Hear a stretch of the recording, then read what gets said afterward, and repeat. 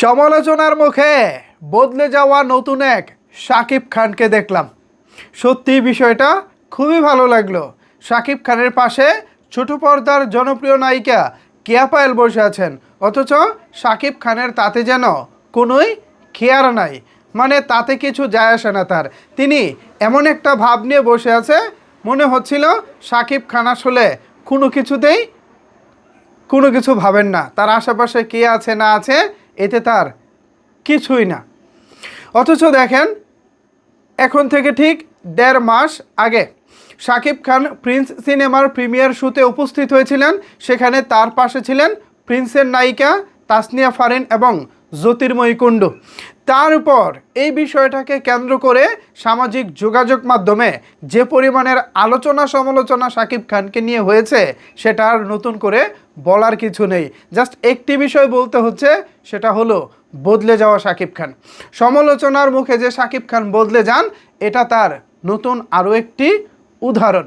আমরা প্রায়ই দেখেছি শাকিব খান কোনো একটা প্রোগ্রামে অংশগ্রহণ করলে সেখানে বিভিন্ন শ্রেণীর সেলিব্রিটিরা থাকেন, তারকারা থাকেন। সো এই তারকাদের সঙ্গে শাকিব খান অনেক সময় খুশ গল্প করেন, অনেক সময় নিজেদের মধ্যে কথোপকথন হয় এবং বার্তা বিনিময় করেন।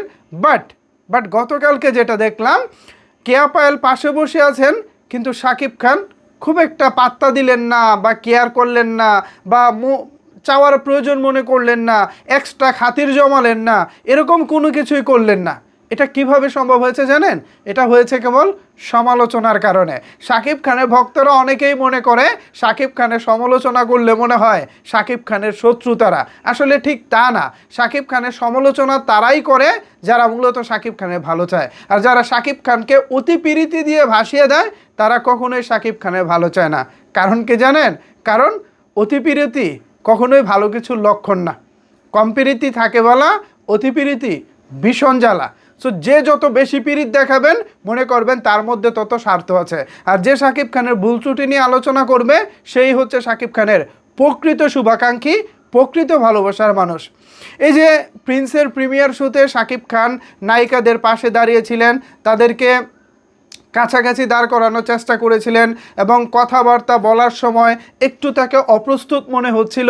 সো ওই বিষয়গুলো নিয়ে যে তুমুল আলোচনার মুখে শাকিব খান পড়েছিলেন, সেই আলোচনা থেকেই কিন্তু এখন আমরা নতুন এক শাকিব খানকে পাচ্ছি। তখন যদি আলোচনা সমালোচনা না হতো, এবার এমন পরিণত শাকিব খানকে কি আপনারা পেতেন? গতকালকের প্রোগ্রামে শাকিব খানকে দেখে কোথাও মনে হয়েছে তিনি অপ্রস্তুত? এমনটা কিন্তু মনে হয়নি। আর মনে হচ্ছিল শাকিব খান প্রস্তুত হয়ে এসেছেন। শাকিব খান সব কিছু জেনে বুঝে এবং যা বলতেছে যা করতেছে সব কিছুই পূর্ব প্ল্যান মাফিক হচ্ছে, অর্থাৎ পরিকল্পনা মাফিক হচ্ছে। অথচ প্রিন্সের প্রিমিয়ার শোতে আমরা শাকিব খানকে এক কথায় অপ্রস্তুত হিসেবে দেখেছিলাম। কোনো প্রকার কোনো পরিকল্পনা ছিল না। এই প্রিমিয়ার শো নিয়ে মনে হয় না শাকিব খানের কোনো আগ্রহ ছিল। জাস্ট তিনি এসেছেন, অ্যাটেন্ড করেছেন, ব্যাস এতটুকুই। কিন্তু গতকালকের প্রোগ্রামে শাকিব খান বুঝিয়ে দিলেন, আগের করা সমালোচনা থেকে তিনি নিজেকে ভালোভাবেই পরিবর্তন করেছেন। ভিউয়ার্স, এই বিষয়টি আমার কাছে শাকিব খানের পরিবর্তন মনে হয়েছে। এখন আপনাদের মতামত কী ভাবছেন আপনারা জানাতে পারেন আপনার মতামত নিচের কমেন্টস বক্সে।